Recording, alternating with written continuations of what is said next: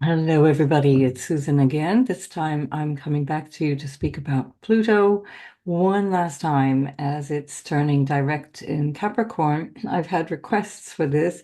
I feel kind of done with it, to be honest, but I think it's quite important since a lot of you are asking. And I'm very happy to come back and talk a little bit about what all of this represents, collectively, perhaps, as well as individually. And when I say collectively, um, I've really reconsidered my desire to do mundane astrology because there's such an atmosphere of separation and division and difficulty and fear as well around all of those things.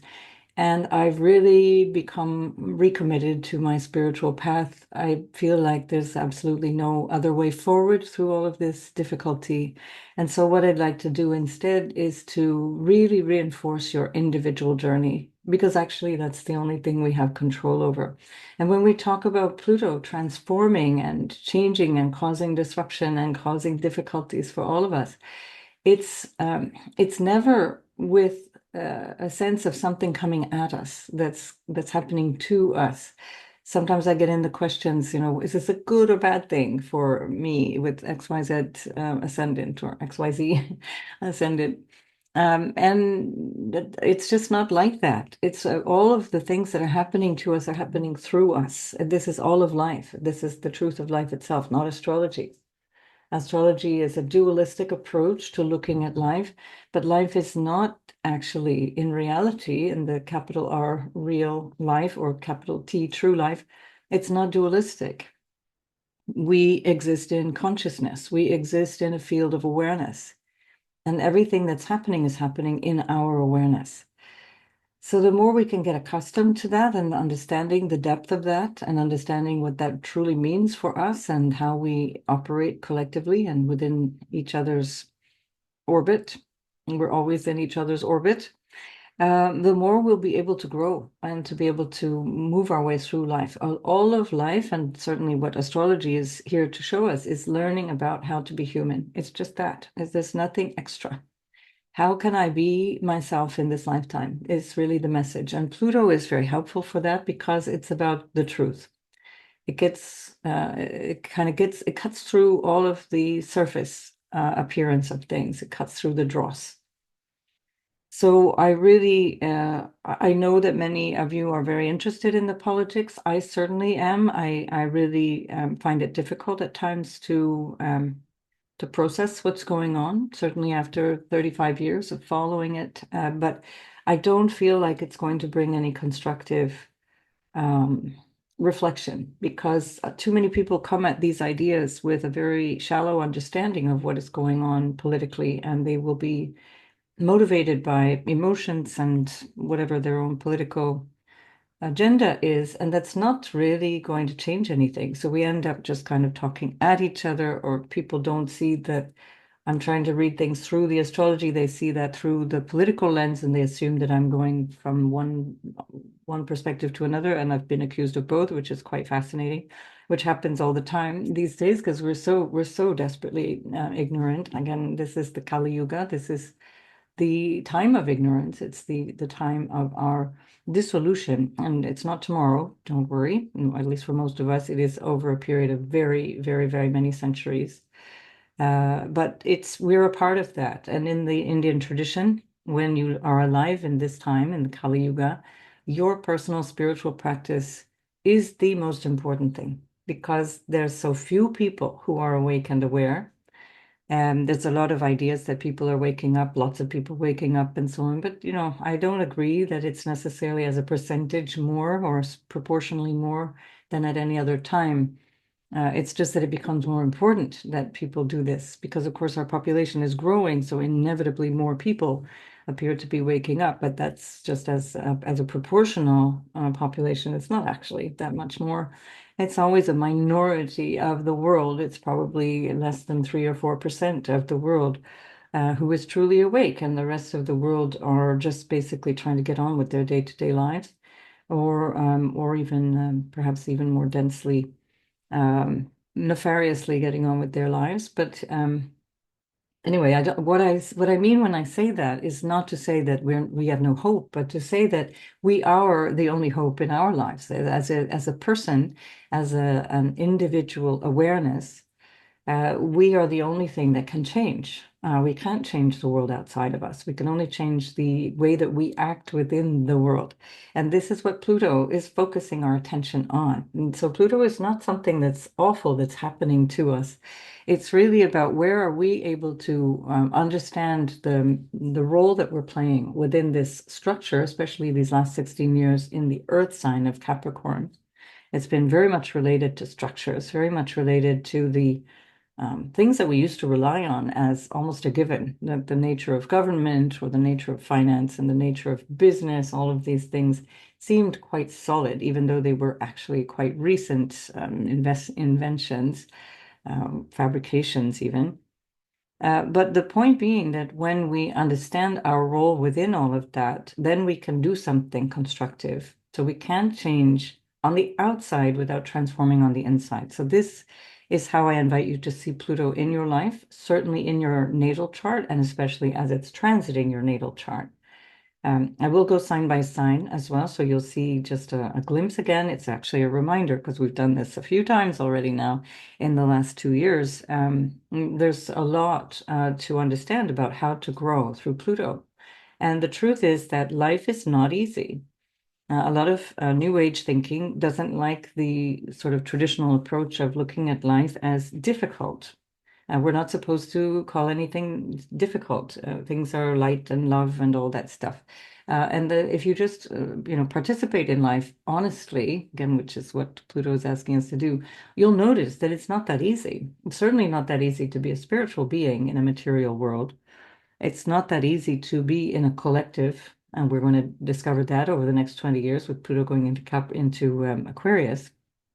And it's not easy to even be truthful within oneself because the ego keeps getting in the way, and we have an idea of who we want to be and an idea of who we feel we should be, or that we want people to see us as, and all of that is illusory. So there's a certain amount of resistance to change because we get comfortable with a belief or an idea around who we are, what our world is like, what other people are like, and then it feels like something is being taken away from us when Pluto comes in and transforms all of that. But if you notice how granular transformation is, it happens in increments, and if we're really paying attention, we can observe it happening over time. Nothing happens in a vacuum, nothing happens overnight, nothing happens on a particular date that changes everything. Things are happening in consequence of something that's already gone before. This is the definition of karma. It's the one way of describing karma is the action of our hands, the result of the thoughts that lead to action. So kar is a hand, and one way of looking at the word kar. There are many ways of describing all Sanskrit words. There's about 36 definitions for every syllable. And ma comes from the mind, manas. And so the action of our mind is karma. What have we caused before? What has been caused before that we are participating in? And what we can control is what we do about that and how we feel about that. What is our attitude about that? And this is where Pluto becomes extremely helpful when we really become friendly with this concept of the transformation that Pluto requires of us, which is deep psychological transformation. It's depth of understanding how we operate and function in a very dysfunctional world. And to what extent we can let go of any identity or any dogma or any idea around how things need to be and really participate in life as it's happening. Just today, as I clicked on to make this link, we've got I'm doing this on the 13th of October.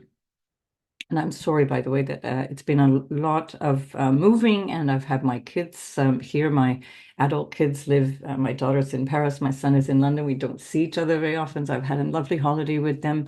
Had forgotten what it's like to have a holiday, so wasn't highly motivated to come back and do videos, to be honest. But here I am now. They've gone off to the airport, and I'm start picking up the pieces again now.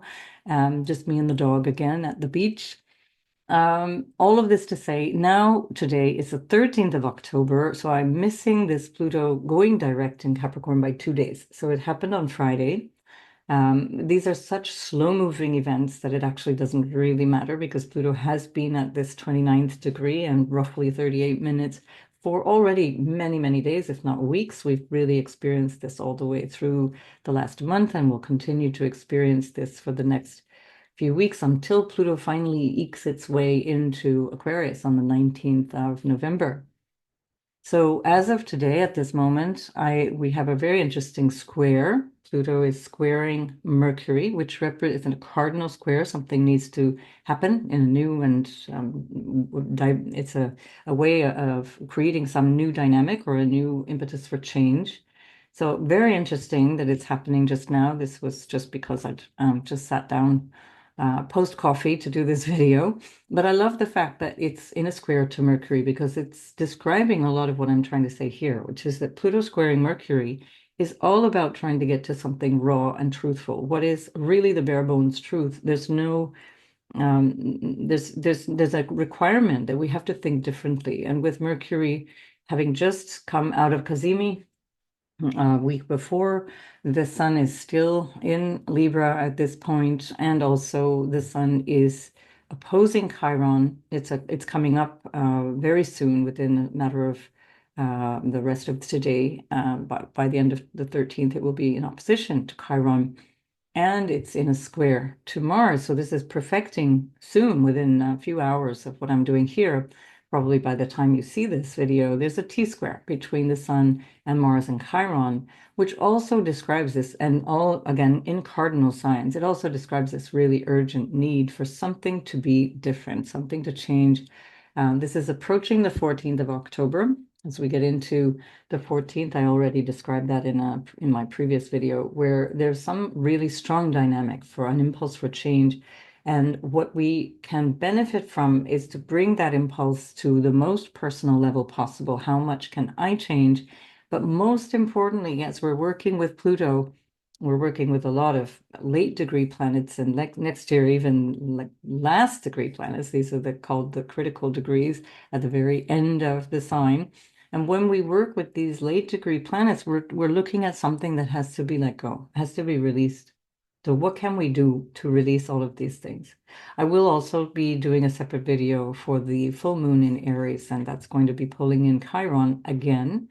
And it will have already perfected the square with Mars, but Mars is very interesting in terms of what Aries is going through right now, which is that it is, of course, the ruler over the last, well, since April, May of 2018. Mars has been ruling Chiron in Aries. And of course, it's been ruling the North Node in Aries since July 2023.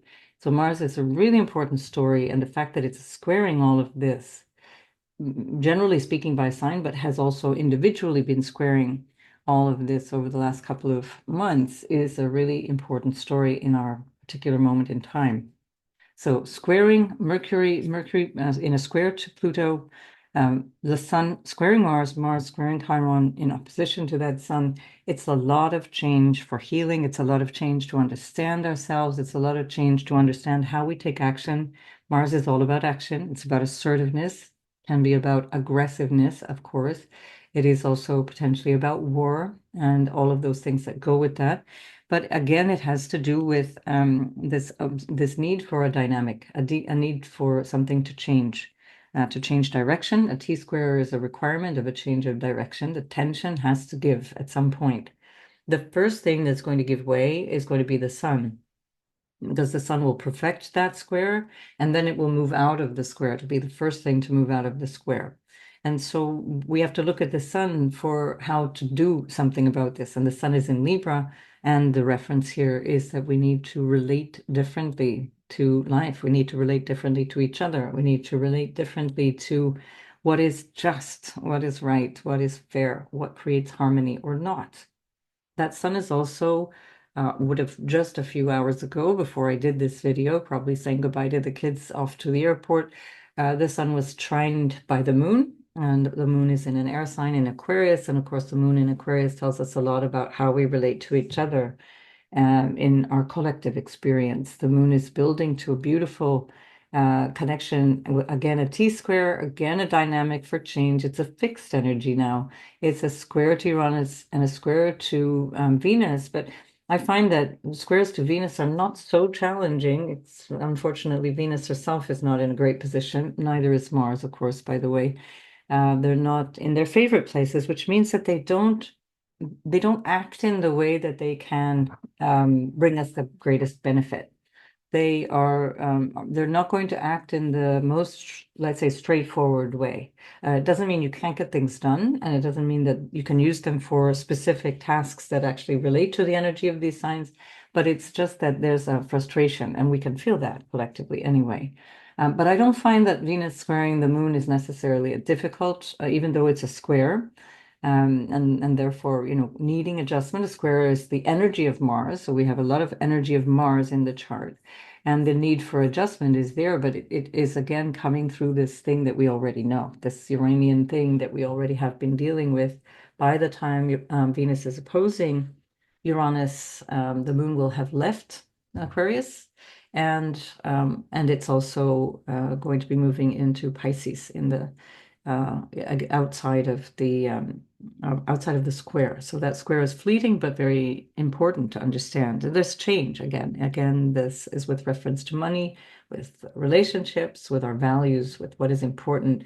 And especially with Venus in Scorpio, Venus in a Mars-ruled sign, having just trined Mars, it's about trust, has a lot to do with trust. What am I trusting? What am I holding on to that I feel like I need to hold on to because I don't trust what happens when I let go? Now, remember, Uranus has been in Taurus, which is also very much shaking up the foundations of things.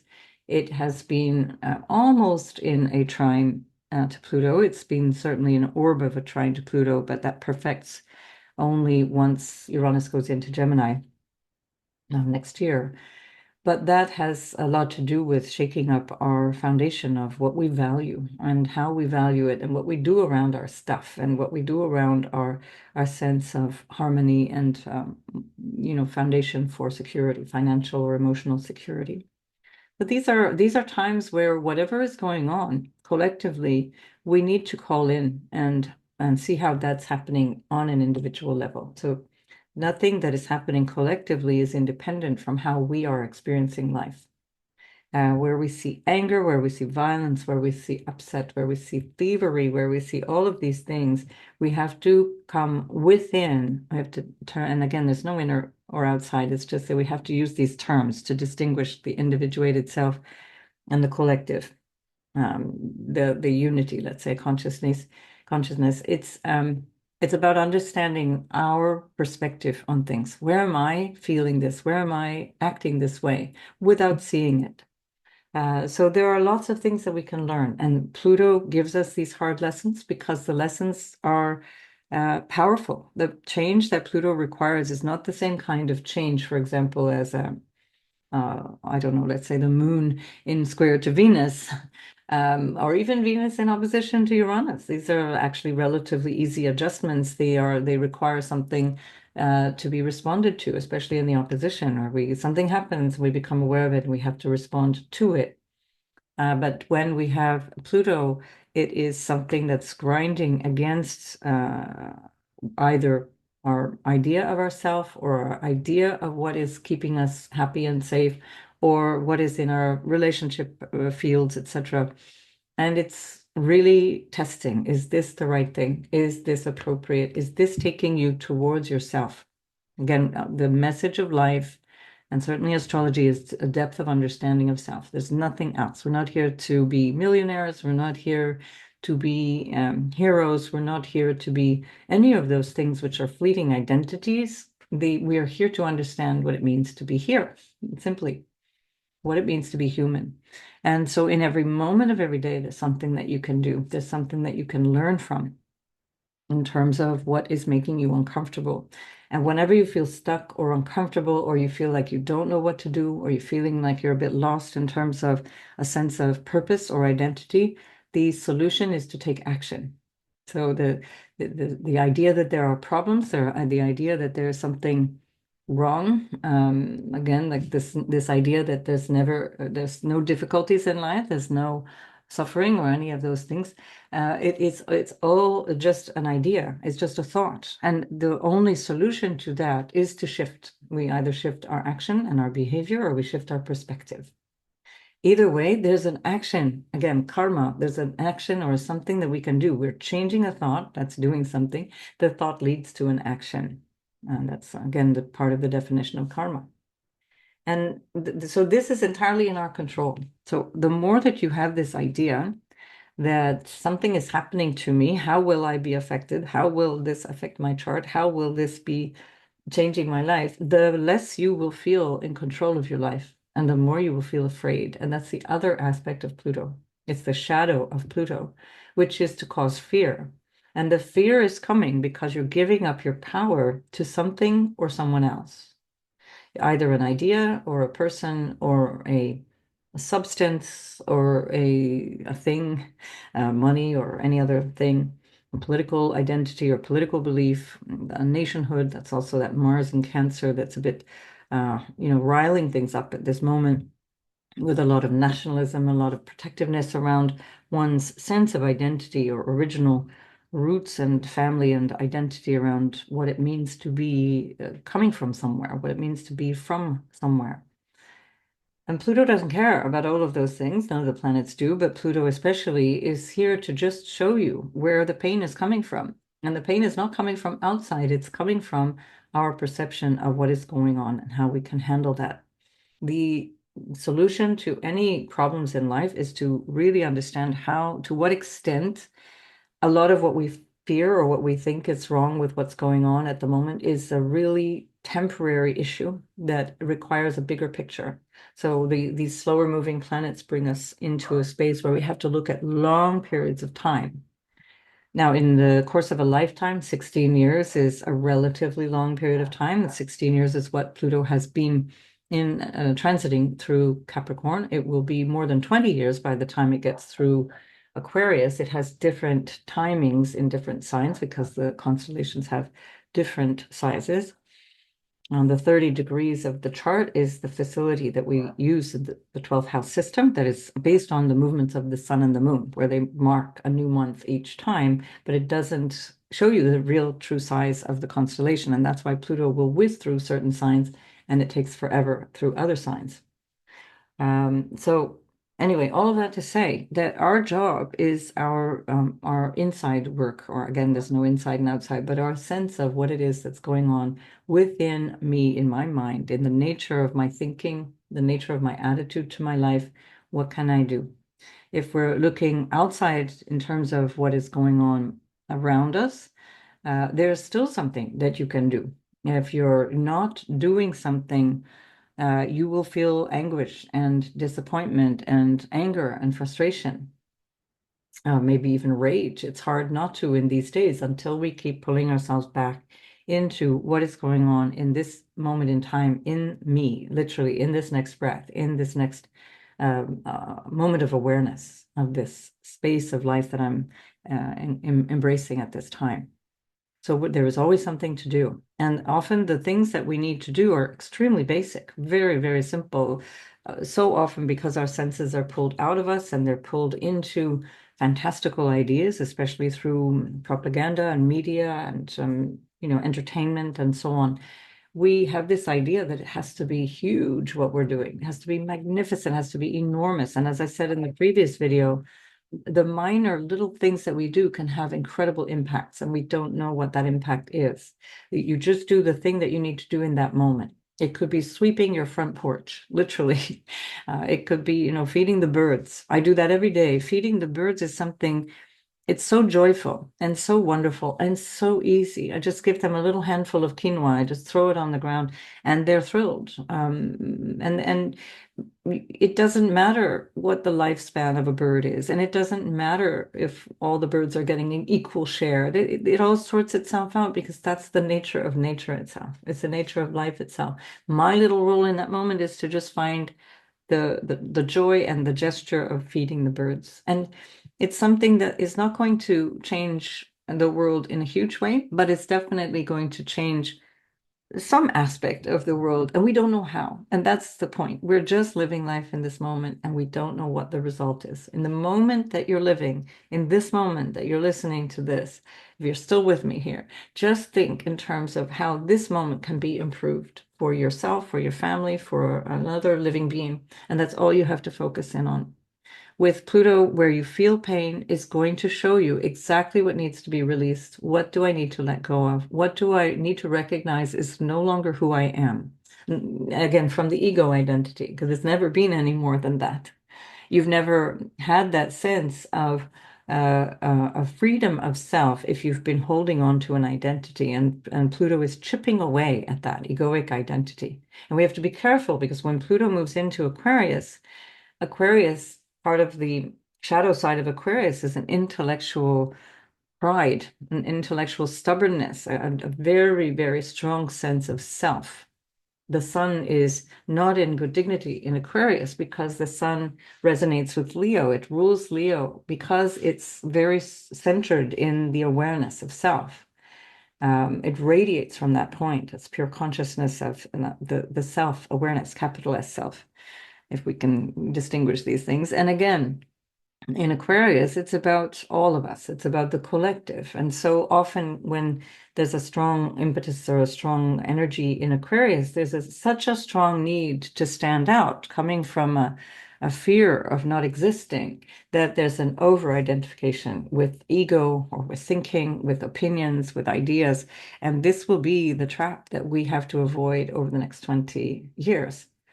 So we're not out of the woods. Pluto's not going anywhere. It's not like it's suddenly going to be erased from the map and we get rid of Pluto in Capricorn and everything will be really lovely. It's going to be a different task. It's going to be a different area of growth that we're all going through. Right. So I just wanted to really point that out because I do find that astrology can be deeply misused. It's not helpful if you're thinking in terms of what's happening to me. And that would be a missed opportunity for personal growth. A lot of people don't like the idea of taking responsibility. That's what Capricorn represents. Capricorn is about integrity, responsibility, much like Leo, in fact. And where we're not taking responsibility is where somebody else has to pick up the pieces. And if you're letting somebody else pick up the pieces, then you're reinforcing your own fragility. So you really have to understand that the sooner you take responsibility for exactly the state of your life as it is in this moment, then the sooner you'll feel, oh, I'm actually in my power. So I want to tell this story again. I've told it to some of you already and in some videos already, that when my teacher, Thich Nhat Hanh, was a monk in Hue, which is in Vietnam, his monastery was bombed 3 times by the Americans in what the Vietnamese call the American War of Aggression, what the Americans call the Vietnam War.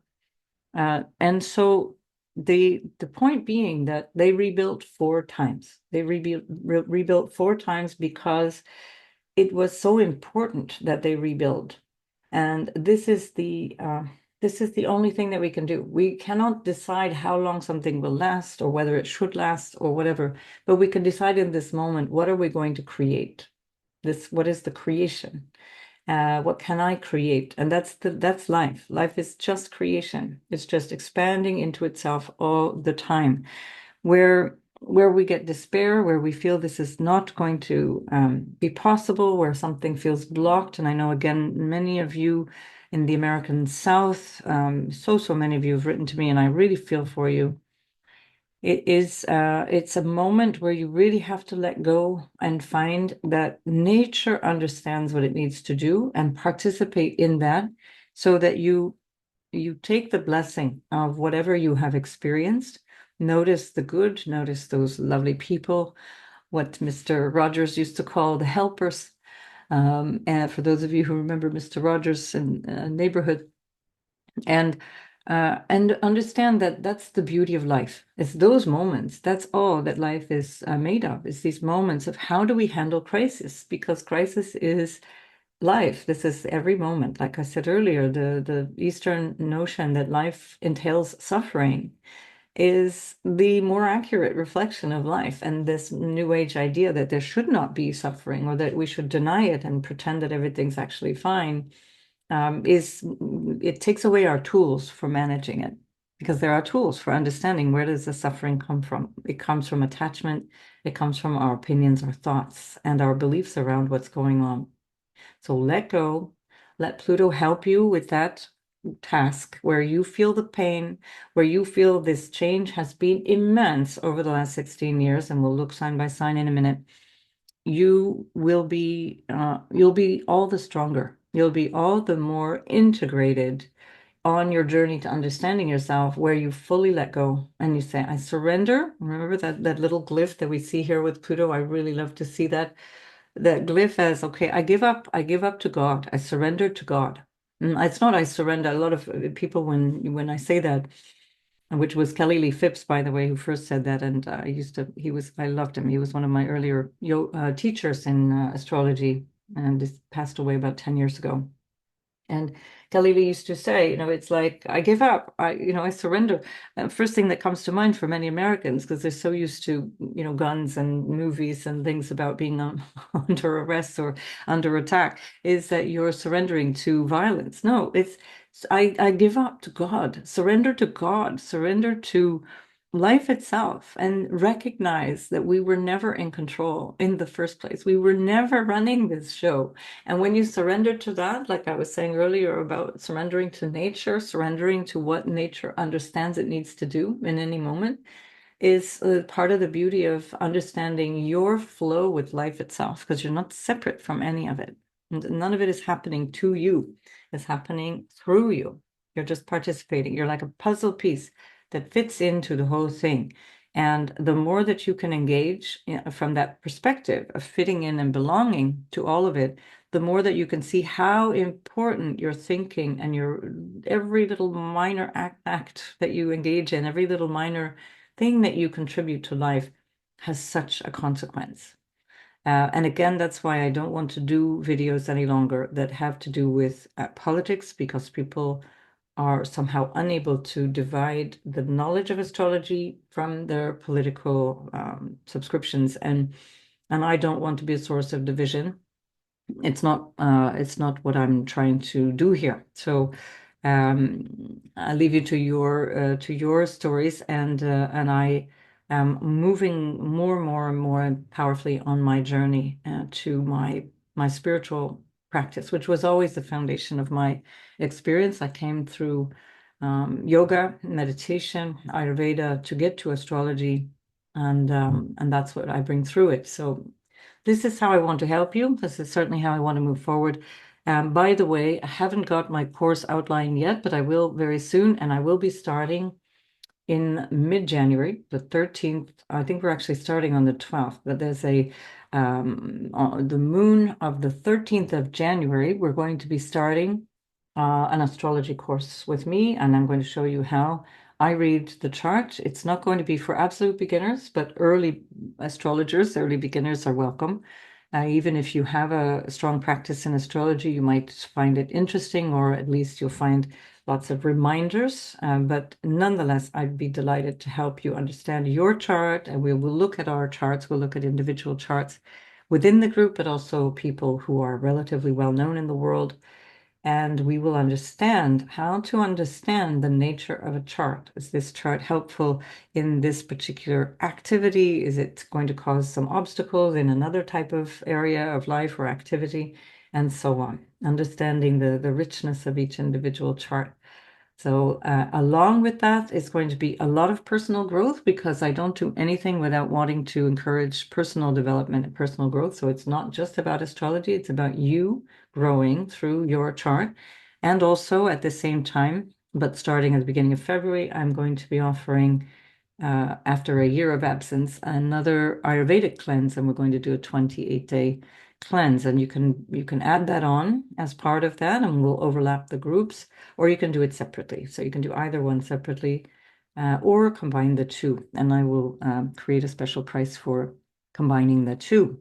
So bear with me while I get over my holiday bliss, and I will get down to putting all of those figures and things together. so that you can sign up for the course. And that it's actually going to begin in 3 months. Look at that. So 13th of October, we're going to begin 13th of January. So it's actually a Sunday. I think it's actually the 12th of January, and that we will be meeting on a Sunday at a time that more or less suits as many time zones as possible. On the west coast of the United States, you have to get up really early, 6 a.m. or something. And in Australia, you're going to have to stay up late. So either way, you'll need a nap. I hope, at least Ayurvedically, you'd want to rest a little bit either way. So there we are. So let's have a look then sign by sign at what is going on with Pluto in its last throes of Capricorn, just as a reminder, as if any of you needed a reminder of the last 16 years. So let's have a look here. No, no, no. We're going to move forward into Aries. Oops. Yeah, and here we don't really care how it all lines up, so it makes it easier. I'm just going to take away some of these things so that we don't have too much stuff on the chart. Right. I think it's probably good. Do we need less, maybe? I don't know. We'll leave it like that for now. All right, so Aries, if you're a sun, moon, or rising in Aries, Pluto has been changing the way that you show up in the world, changing your sense of ambitions and your drive, how you contribute to the world, how you participate in your role as an authority figure or in your relationship to authority figures. Certainly your ambition will have changed. And this is something to notice in these last weeks. Never too late. And of course, it's never too late even after the fact, but these 16 years have really been teaching you what it means to be an authority figure, what it means to relate to the world of authority. So what has authority over me is a really strong feature of the 10th house, and especially with Pluto in there. You may have found that at times you were very powerfully climbing what you might call the social ladder or the career ladder. You were maybe trying very, very hard to accomplish certain things to the extent that you may have even alienated some people. And this is an opportunity to recognize that. And I think when the full moon occurs in your chart, in your sign rather, you're going to perhaps become more fully aware of that. We'll look at that in another video, the next one coming up. So this is a really interesting opportunity for you to explore how you've changed. Pluto has been in a square to your sign, Aries, whether it's your sun, moon, or ascendant, that has changed your identification. It's changed your sense of your role in life. It also has changed your relationship to home, what feels like home, what feels like a support for you coming from your family, perhaps, or from the geographical home that you live in. And of course, partnerships of all kinds have changed quite dramatically. So we're talking about the very, very end of 2007 when Pluto first shifted into Capricorn and for the first time. And then realizing that that also would have had an impact for some of you on your marriage, for example, or on a business partnership, or on major friendships, people who had been people you'd counted on, or that became people you counted on in the last 16 years. And all of that to say that you are substantially stronger as a result of this. Pluto has perhaps given you a sense of identity out in the world that people see now in a different way. They see your role in a different way. And you have understood how powerful you can be as an actor in your own world. The one thing to always be aware of, and we'll talk more about this in the moon full moon video for Aries, is that there is a potential for Aries to take up a lot of space, to take up a lot of personal space. And it's always important to recognize the other, recognize the role of others in your life, and to be perhaps less, what's the word, transactional, perhaps, in terms of relationships. And where you have been transactional, when there's been some kind of quid pro quo, or you've been focusing more on your own needs, or you haven't been entirely sincere in how you've been showing up, people will be responding to that. So if you're finding that things are not panning out, or that you're really needing to change your status of some kind, or how you show up in relationships of a public nature, meaning either your leadership roles or your commercial roles or your professional roles or even your marital roles, that will be a question to ask. Am I being sincere Or have I been too transactional, perhaps overly fearing a loss of identity or a loss of prestige in these last 16 years? This is the very last run, so it's not that you wouldn't have understood this at some point, but it's a really helpful life lesson for Aries. Aries is also a cardinal sign. These are squaring all of the angular houses of your chart, Aries, and this is all the more important that you recognize this is an impulse for dynamic change. It's something that is shifting, that is the last big shift of your life. Before then, Pluto changes the way that you relate socially and the way that you might relate to your dreams and your vision for the future as Pluto moves into your 11th house. But we'll be talking a lot about that in the 20 years to come if we're still here. So, right. So I think, nonetheless, it's been an incredibly empowering time for all Aries, and Aries is up for this journey. It's part of what you're here for, especially for Aries, because the big role for an Aries, whether it's sun, moon, or rising, is to really understand the nature of self, the nature of who am I in my, how do I participate in my life? How do I engage in my life? What is my role, my experience of life? So, but it's not in isolation. Remember, it is always in that balance, in that recipe of harmony and balance with another. So we mustn't ever forget that, Aries, that there is always this give and take that is going to bring you more than you can do on your own. And perhaps Pluto has been showing you that for the last 16 years. So, Aries, make the most of this. I will be back to talk about your full moon very, very soon. It's coming up this week, and I look forward to seeing you then. Bye. Taurus, this has been happening in your ninth house. Pluto has been trining your sign since, so in an Earth trine to your, whether it be your sun, moon, or ascendant, but especially the ascendant since the very, very end of 2007, beginning of 2008. Depending on what it is that you have in Taurus, that will have affected you differently. It might be yourself, your relationship to your emotional or physical security. It can have something to do with your house and home, especially if it's the moon, or relationship to women or your mother, because moon is also that. Um, but nonetheless, one of your bigger life lessons for all Taurians is about security. It's about financial security, particularly, but also the romantic or emotional security.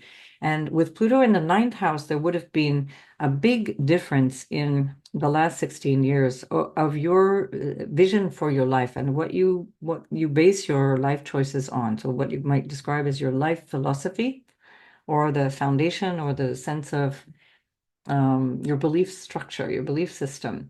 And so this has also perhaps changed the way that you function in terms of your any issues around jealousy or possessiveness or resentment. This is very important for Taurians to understand. There can be a holding on to emotions. There can be a resistance to letting go, especially because we've got Mars ruled Scorpio on the house of relationship for Taurians.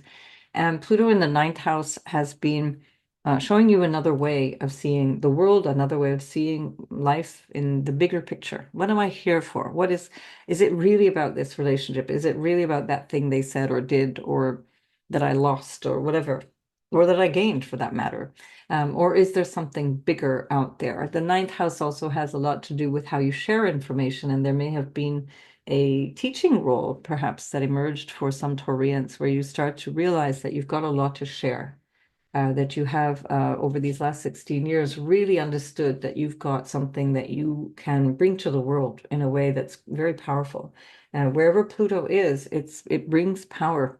It brings a feeling of gravitas, so some importance that gets to the depth of things. And Pluto in the ninth house is about really understanding what we believe in. Now, the challenge can have been, this is especially true for natal charts, but also true for transiting Pluto in the ninth, is that there may be a certain resistance or a temptation to fall into dogmatic thinking. Things need to be this way, they shouldn't be that way. And by now, after these 16 years, you will have felt the brunt of that. So if you are if you had subjected yourself to dogmatic thinking and that you subjected others to your dogmatic thinking, you will have experienced the pain of doing that. And this will be the opportunity again to recognize that needs to be let go, that we cannot convince others of our worldview. We can only show the way. So modeling is always the best way forward. Perhaps also in a parenting role, because as the ninth house also represents fathers, teachers, the people who show us the way. There may have been a relationship to a teacher or a father or some kind of parent figure. It could be a spiritual, religious type teacher that has also shown you the way, but not necessarily the easy way. That you may have started to realize things in a way that had there may have been a path of disappointment, or even in some cases, depending on your natal chart, abuse, and that you had to wake up to, that you had to take back your power in terms of your beliefs, your dogma, your religion, your politics, your philosophy of life. Nonetheless, you're extremely powerful now in this understanding of that being a guiding light in your purpose. You have a depth of understanding what life is all about, what this purpose, let's say, of life, not just your own, but what is life all about, that has given you a lot of texture in the last 16 years. And so you're really looking at an opportunity now to bring that out in a way that identifies you as a leader, or as somebody who, as Pluto goes through your 10th house, is going to transform the way that you show up in the world. This can be both in terms of your just general social engagement, but also in terms of your career, that you might show up in a very empowering position. But if you've just listened to the Aries segment, you'll understand that there can be some tricks and challenges with Pluto in the 10th as well, because there can be this almost obsessive quality, or a really strong need to get ahead, that has had you sort of elbowing, or might have you elbowing your way to the top, which is going to be another source of personal frustration and suffering. So take whatever you've learned from the ninth, pull it out into the 10th house, take it out to the field, as it were, take it out into the world where people want to learn and grow through you, where you can be a model for growth, and especially the modeling is always going to be the way forward. The modeling behavior is far more powerful than the teaching without backing that up. It's the do as I say, not as I do aspect of hypocrisy that always means that even very good teachings can be lost. So this, I'd say, you've been learning over the last 16 years.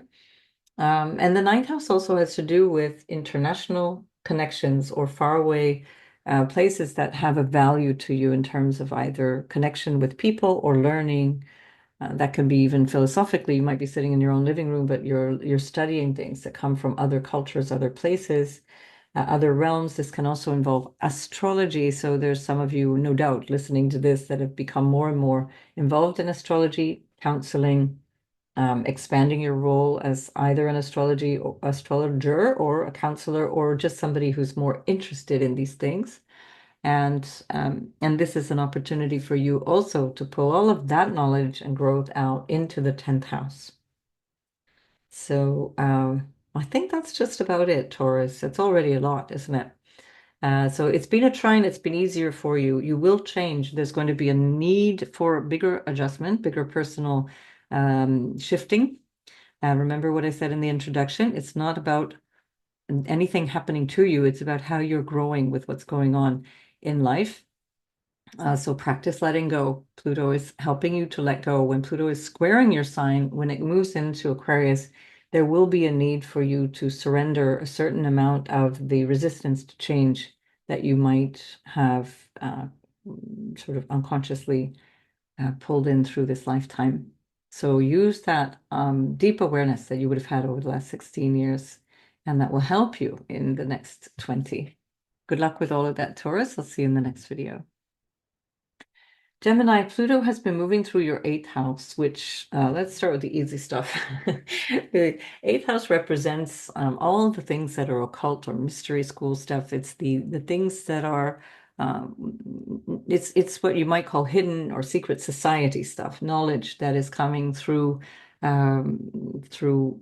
mentor and student, or from master to student, or from generation to generation through families. This can also involve some kind of healing, because the eighth house also is very much connected to healing, particularly psychological healing.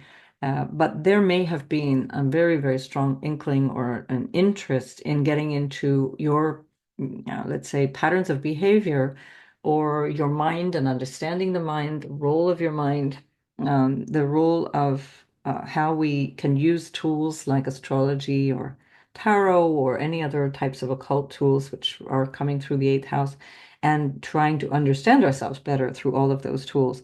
So you may have grown a lot in that way. Let's say that's a softball, because I'm actually on an astrology channel, so at least a few of you have gone through that.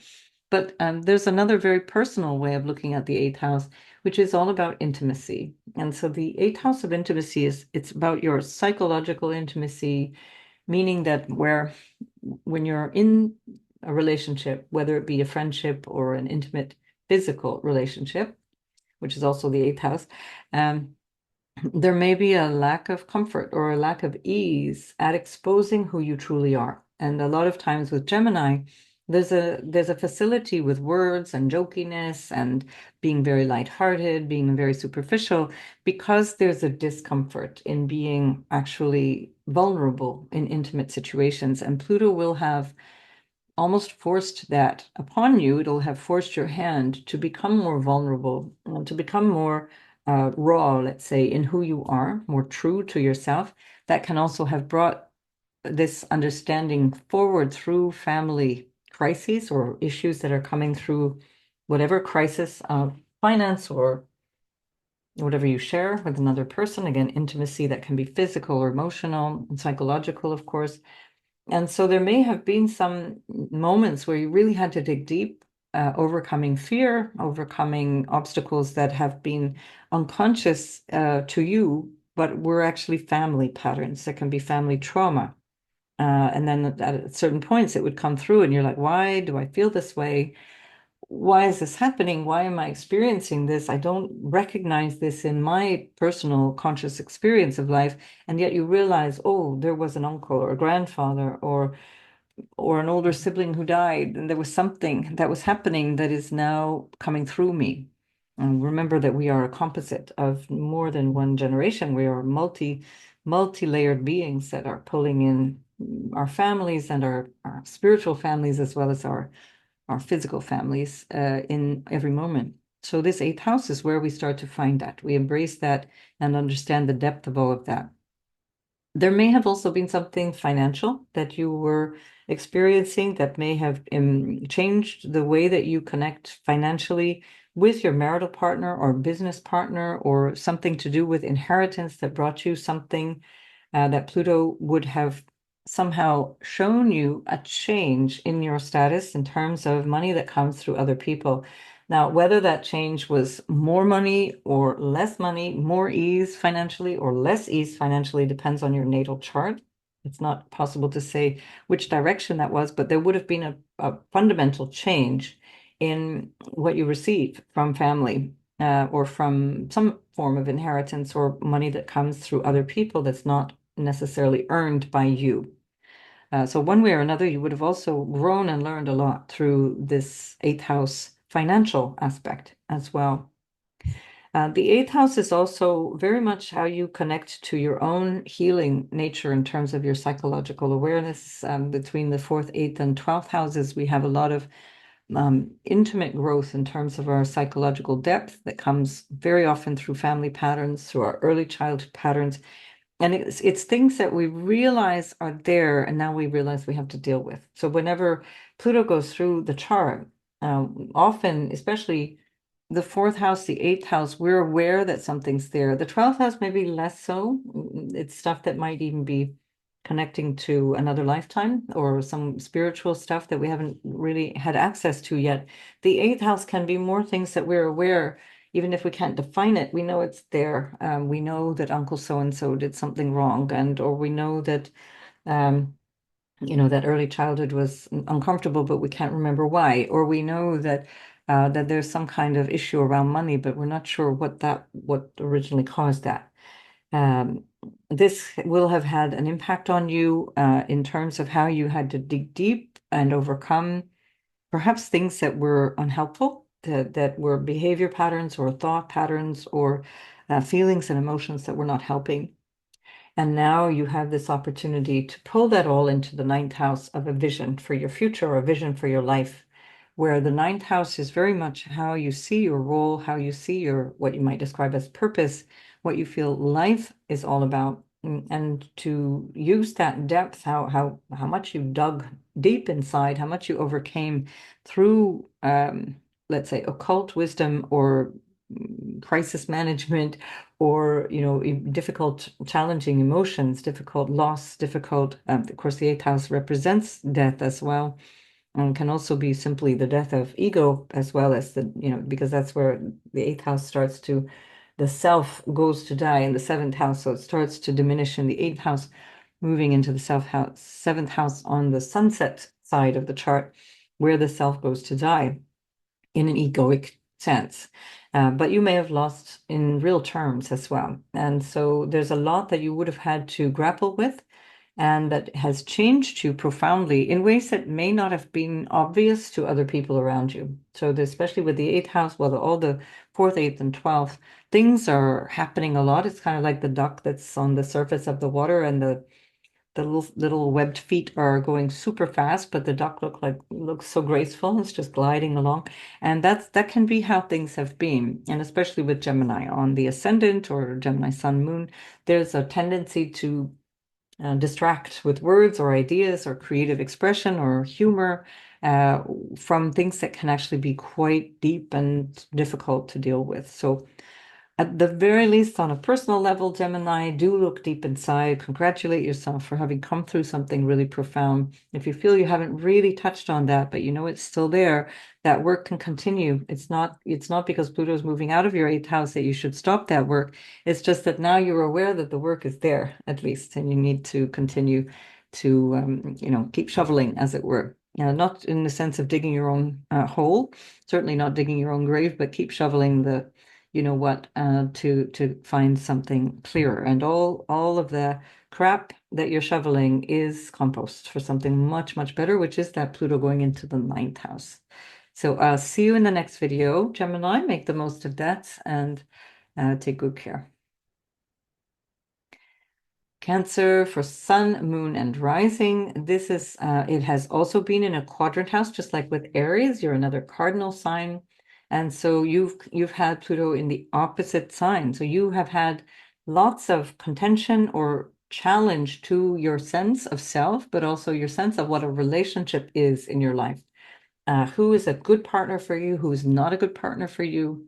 Um, it's pushed to Pluto has the transit since end of 2007, beginning of 2008, has pushed you to realize your own power and where you may have been giving up power, where you constantly rely on others, especially it's a Cancer trait to want to move away, to sidetrack, to get away from difficulties or challenges. It's that sense of the crab that wants to move sideways or move back into its shell for protection. With Pluto in the seventh, there has been nowhere to run, nowhere to hide, and that has shown you who you need to be. So standing up for yourself, pulling yourself into relationships in a way that is much more present. So you are showing up much more powerfully in these relationships. It has been helped also by the North Node.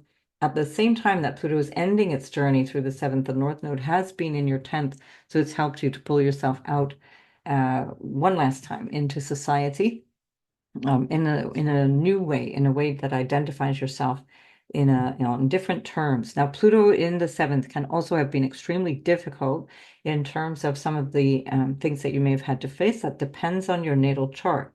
Some of you may have experienced actual violence or deep disruptive behavior, criminal behavior in some cases, anything from scamming or like actual criminal behavior that you've had to grapple with, or at the very least, issues of power, psychological warfare, power plays, power games, power struggles in relationship.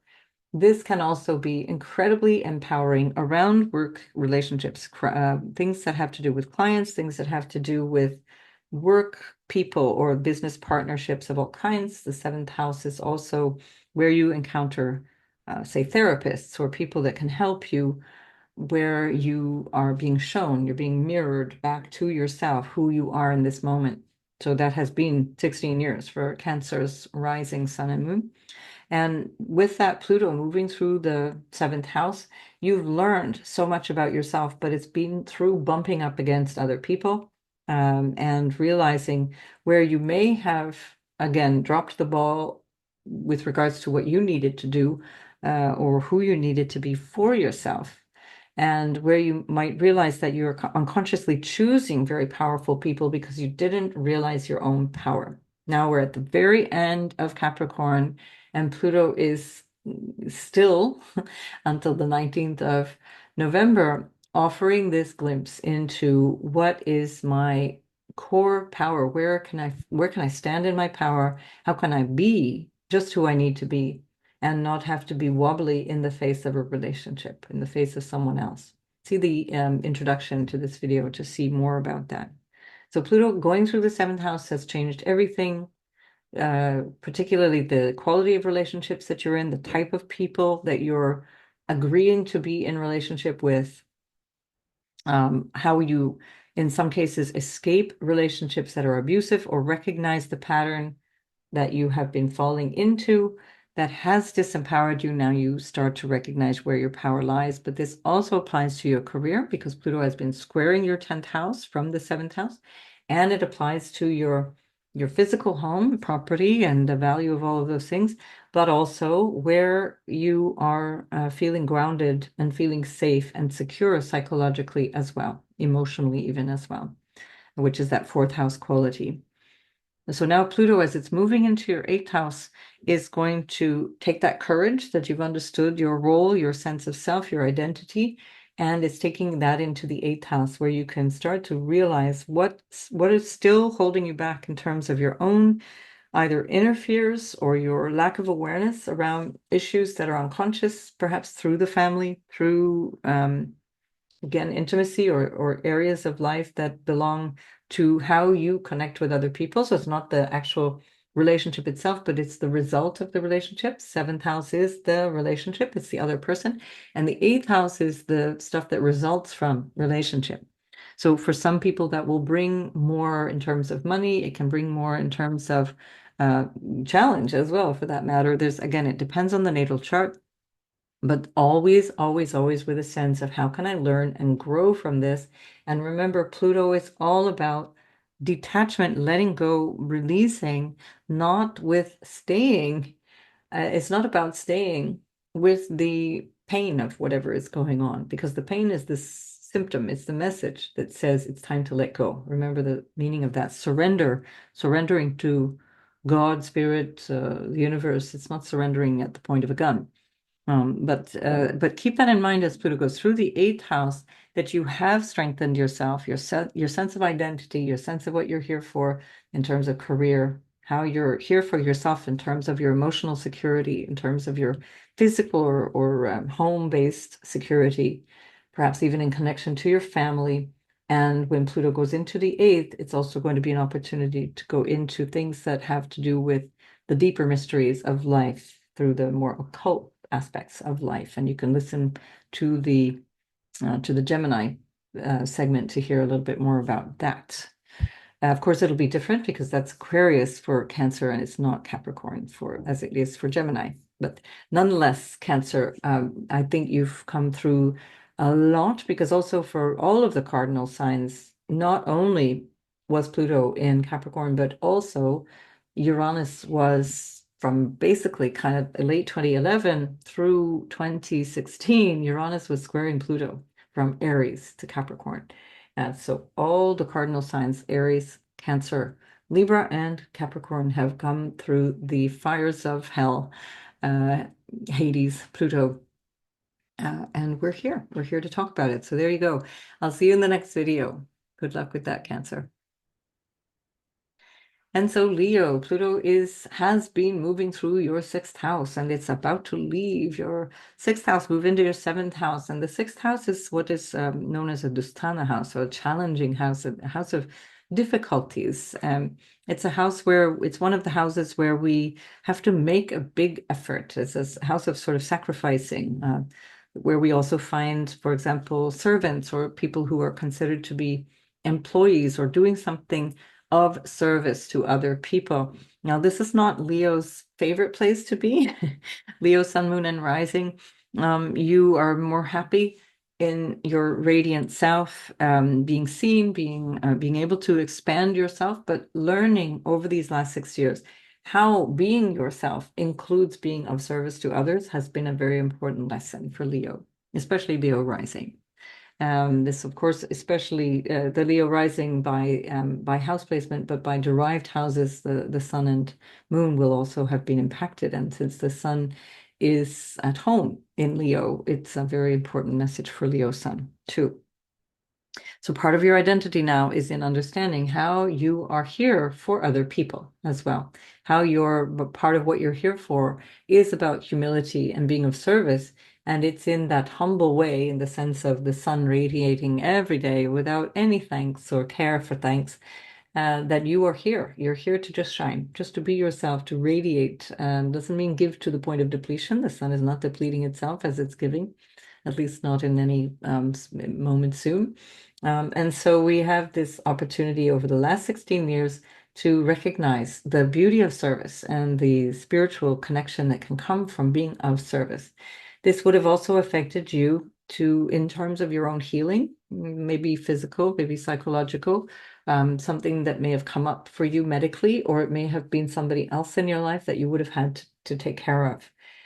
This can be true, it depends again on the natal chart, but it can be true in different ways. That can be that you actually chose a profession that had to do with healing, perhaps also because Uranus moved through your 10th house, and Uranus was trining that sixth house. And so your career would have changed over this time. The way that you showed up in the world would have changed quite dramatically since the spring of 2018, or at least April, May 2018 for those Aussies since the autumn, and New Zealanders, of course, too. And so we have this Pluto that has also transformed the way that you do your work in whatever that might be, whether it's an actual different job or whether the job itself has been a source of transformation for you, where you may have encountered people, whether it be bosses or colleagues or co-workers, that have transformed you through the nature of your everyday participation in work. Certainly, if you've had a health issue, that would have been personally transformational. You would have gone through something that was perhaps even life-threatening, perhaps quite serious, that would have transformed the nature of you showing up every day in your life. At least temporarily, there may have been some obstacle to showing up in your life, but over time, you realize that there's some kind of strength that has come from that. So we're really in a position now after 16 years in the sixth house, where that Pluto going into the seventh house brings you more confidence in terms of who you need to continue your journey with. When Pluto goes into the seventh house, it's helping you to see who you want in your life and who you want out of your life. Who are you ready to let go of, and who do you want to maintain in this lifetime? So this is an opportunity for you to realize how much you've grown, how much every aspect of your day-to-day life has changed, how this has changed the way that you feel about your role in terms of other people, and perhaps even with a sense of giving up consciousness around being a victim of any description, or being in some way a martyr in your life. And that awareness of, I am not a victim of my life. I'm not a martyr. I'm choosing everything, whatever is going on. I'm choosing this, and I'm choosing to participate in this way.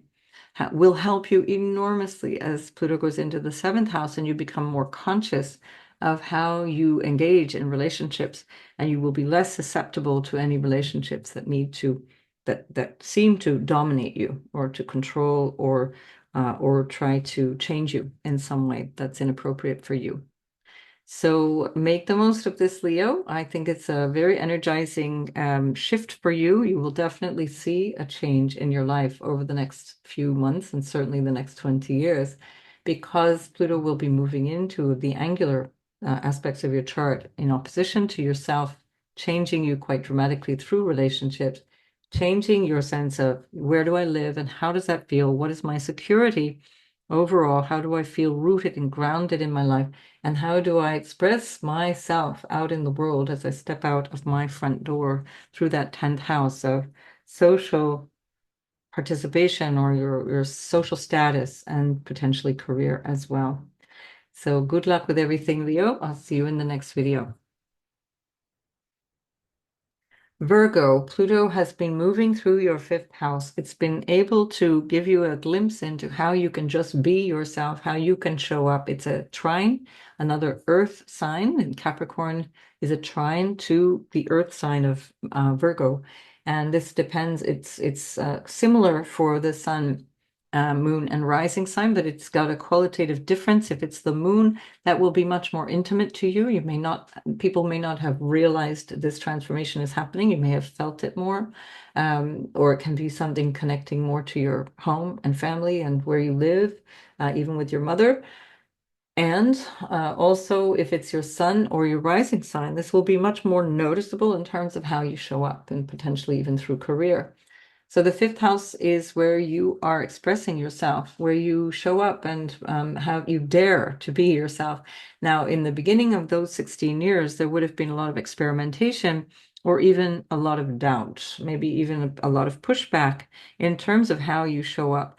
And now by the time that Pluto is moving through, with this next month, let's say, before Pluto leaves the fifth house, moves into the sixth house, then you have a real glimpse now at how much you've changed over 16 years, how much the way that you're expressing yourself has changed. This may have also reconfigured your relationship to your own creativity.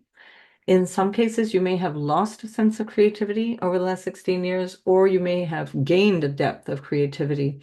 One way or another, try to see where you are on that scale because you actually have a lot of creative potential that you may deny yourself because part of the Virgo story is that I have to stay busy on behalf of other people. That will cause problems for you when Pluto goes in the sixth house if that is the thing that you believe. You need to fill your tank. You need to remain creative and express yourself through your creativity, through the things that bring you joy, through love, through children potentially, through creative enterprise. It could be being an entrepreneur or just being a self-employed business person.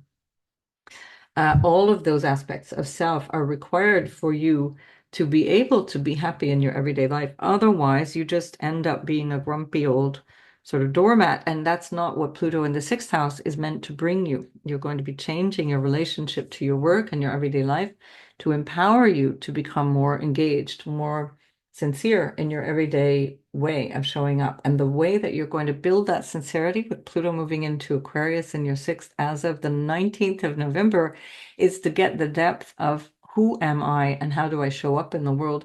How can I just be me? How can I just be myself in this world and show up? How can I express myself in the way that I would like to? And again, that's not only a superficial thing, but that is really the profound thing. Can I be 100% okay with myself? Now, for a Virgo, that's not always easy because Virgo tends to find things that are wrong more easily than the things that are right. So work on gratitude, work on finding those things that are working, work on finding all of the things that actually are supporting you because there's actually quite a lot supporting you. Even if it feels currently a little bit more challenging because you've got Saturn in the seventh house. But when Uranus comes through your 10th house, it's going to completely change your life, along with this Pluto going in the sixth. So I would say that for most Virgos, you're on the verge of going through either a personal healing breakthrough that will change your way of showing up in the world, in terms of psychological or physical healing for that matter, or a relationship to how you are in your everyday life, and potentially also very powerful career shift And when I say career, for those of you who are no longer working or who don't work for an income, you can think of this as what you do out in the world. How are you showing up? If you're a stay-at-home parent, for example, or you're independently wealthy, you don't need to work, lucky you, then you're just showing up in the world in a very, very different way, and you're recognizing the value of being of service as opposed to being in servitude, because often Virgo can fall into that trap of martyring, and resentful service. So there's a feeling of not having a choice, and that's part of where the judgment and criticism can come from. So Pluto has shown you already where it is that you might be realizing or not your own value and how you show up, and have you learned that lesson?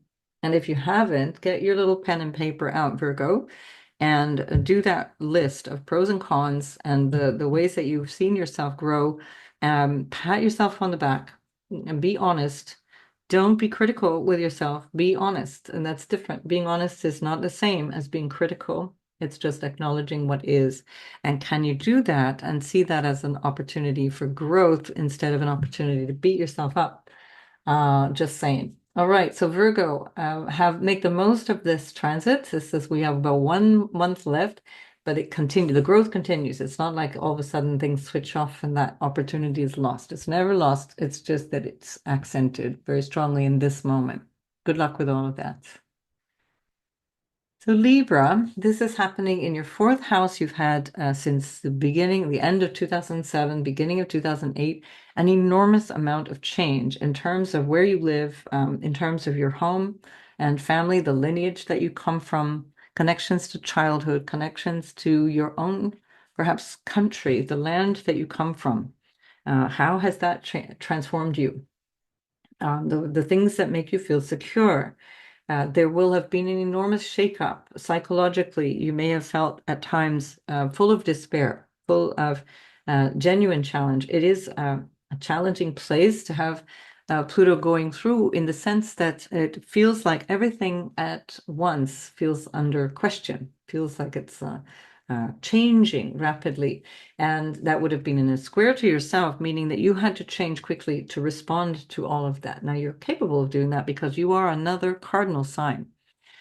You also had a lot of change through most of this period of time because you also had a square from Uranus in your seventh house of relationship to Pluto for many years, for 4 or 5 years, in the middle tens, let's say from 2011 through 2016, almost exact squares. I think there were 5 of them from 2012 to 2015, but they were still in orb from 2011 to 2016 as Uranus was going through that seventh house until the end of April 2018. So you've gone through quite a lot. It will have changed your marriage. It will have changed your relationship if you are married, or your notion of marriage, or your notion of relationship patterns, how you relate to people. And even the people that you relate to will have changed quite substantially. And now, over these last 16 years, you have grown in confidence and a sense of stability that you wouldn't have had before. You wouldn't have probably even thought about before 2008. But Pluto has rocked your boat to the point where I think Michael Beckwith was the one who said, it shakes your foundations. I'm going to get this wrong. Shakes your foundations until I'm going to have to put that in the comments. It shakes your foundations until your foundations cannot be shaken. Something like that. And I've messed it up. But anyway, you get what I'm saying. That you get to this point of such raw confidence and such courage, having understood that life is transitory, that things change, that it's difficult to really feel that you can push yourself out into career, especially as Pluto goes through the fourth. It also changes your sense of how you reach out into the world of your ambitions and goals, and perhaps career motivations, or social status as well. You had to change. You needed the foundation of your life to change in order to get there, in order to get out the front door and show people who you were. So this is a really interesting time for you now, where you're releasing that, you're digesting it, let's say, this next month, and you're releasing that as Pluto goes through the fifth house to help you just show up as you are. That's a trine to your sign, much easier to bear. Let's say more harmonious, supportive kinds of energies for change, rather than feeling like you're being pushed against with your back against the wall, which I have no doubt would have been part of how you've been feeling over these last 16 years. So the Pluto squaring the house of self, squaring the relationship, opposing the house of maybe parents as well, and authority figures, and how you show up in the world, what you identify as your career ambition or your general ambitions. That's not an easy gig, and you've done it now. 16 years of that has brought you an enormous depth of strength. You're standing on solid ground now, and ready for a lot of change. So as Pluto goes through the fifth, you can get your creative juices flowing, start to notice where that may have been lacking for you. Maybe you need to emphasize something that brings more joy, brings more creativity. And the more that you can bring through that, the more you'll be able to take advantage of that Pluto going through the fifth. That would certainly change your relationship to children if you have any, or the idea of having children. Pluto going through the fifth will 100% change your relationship to all of those aspects of becoming a parent or having a child, or even thinking about that. Uh, so do watch my video about Pluto going through Aquarius to find out more about that. For this, I'm going to leave it at the end of Capricorn. You've gone through a lot. High five to all of my Libra, Sun, Moon, and Rising followers. You really have gone through the ringer, and you're coming out the other end. And so good luck with all of that, and I'll see you in the next video. And now we have Scorpio, and Scorpio has had Pluto going through the third house since the very end of 2007, beginning of 2008. And in the third house, we find where we need our willpower and how we need to use that. Pluto will have shown you where there are times where pushing is not the right solution, but digging deeper is the right solution. It also shows the power of integrity and what is true. Now, this can show up in a couple of different ways. What is true is in terms of what is true for you. And most especially with Pluto, it is what is true, the capital T truth. Wherever you were not being honest with yourself or with the people around you, wherever you were trying to manipulate or withhold based on some way of not being entirely honest, will have caused you some disruption, will have caused you some kind of trouble in the last 16 years, to the point that you had to learn to expose what is true. Exposing the depth of gravitas of the words that you use, that you become very, very confident and clear in how you express yourself. The way that you communicate becomes more forceful, becomes more clear. Perhaps lessons through siblings as well, extended family, neighborhoods where you live, the local space that you live in. All of those lessons would have been very important for you in terms of growing in your confidence and willpower.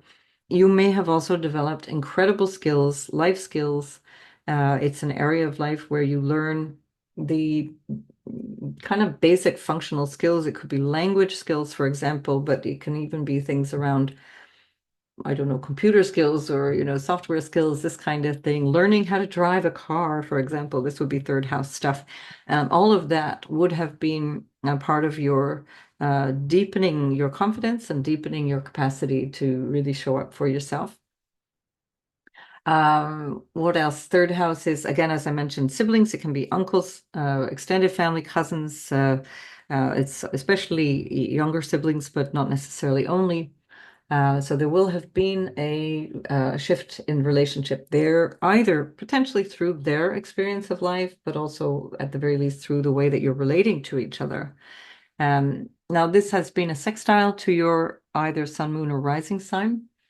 And so that's not so difficult. It's actually something that is harmonious. It brings you a sense of confidence, but you have to seize that confidence. You have to use it. And whenever you are misusing those aspects, whether it be taking for granted how you speak or how you deal with the truth or any kind of transactional stuff, commercial exchanges, for example, contracts and so on. Anything that was not entirely above board will have caused you some difficulty or may still be causing you some difficulty, and that's where the transformation is required. It's about integrity. Pluto is about honesty in the most radical, kind of bare naked way. And the more that you can live your life through that kind of honest integrity, the more powerful you become. And this can also be with regards not only to learning, but to teaching, that can also create a kind of a pattern of people listen to you because what you say has merit, it has gravitas, and they hear you differently in these last 16 years than they ever did before. Um, no, I think that's it. And so your local space, of course, has changed enormously. You would have moved, changed your residence, or changed your way of connecting with the neighbors, with the people around you in some way, shape, or form, perhaps multifold times.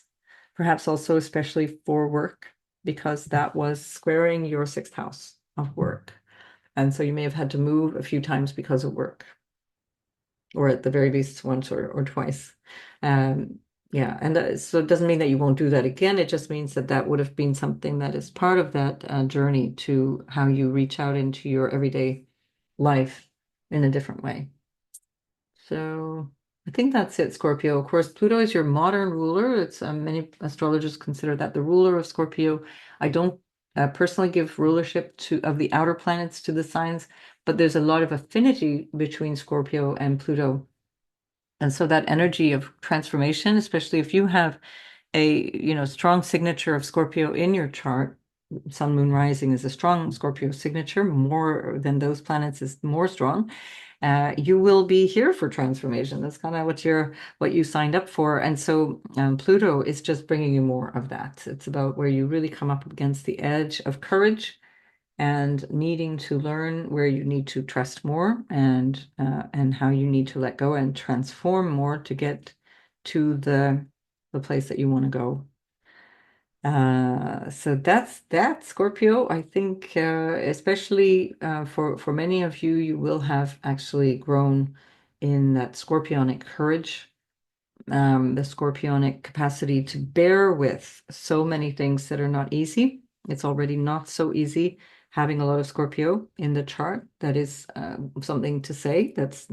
Humans resist digging deep and looking at the uglier aspects of life. Scorpio is here for that. So perhaps also with Pluto going through the third, you have found more confidence in doing that and talking about it, because third house also is communicating. Maybe you found your way of communicating the more challenging aspects of life, um, and being able to help others, perhaps, because it's the third house, which represents teaching in some way, shape, or form, or online stuff as well.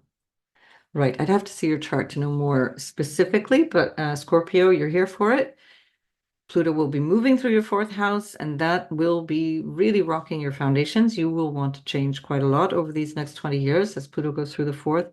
You'll want to also understand your relationship to security, and that's part of your life lesson, Scorpio. So there's nothing that is misplaced in terms of time or opportunity. So you'll be preparing based on all the things that you've learned about what is true for you, what is the truth in your life, and taking that with you into the fourth house of what you need to feel secure and what you're willing also to let go of, and recognizing that actually much of what you think you need to be secure is not making you secure. It makes you more paranoid.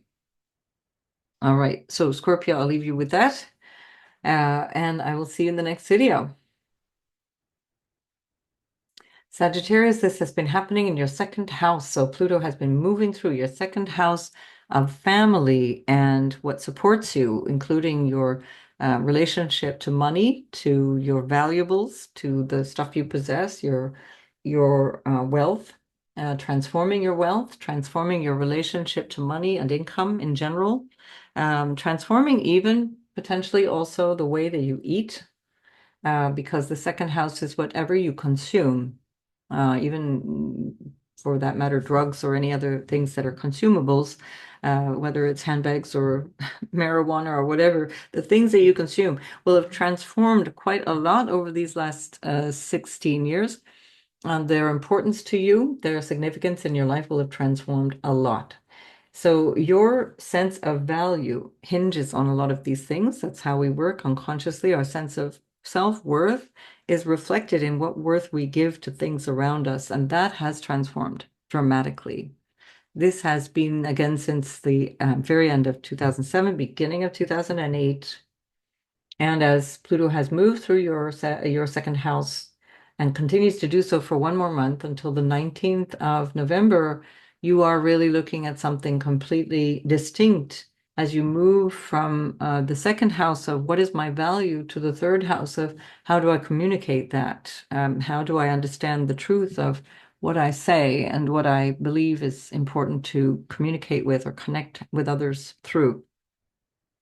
And that's a very significant life lesson. It has been perhaps a little under the radar for some people in terms of your entourage. They may not have really noticed so much, but you will have noticed quite a lot. You may be emerging from this period of time with a substantial boost to the money that you have available to you.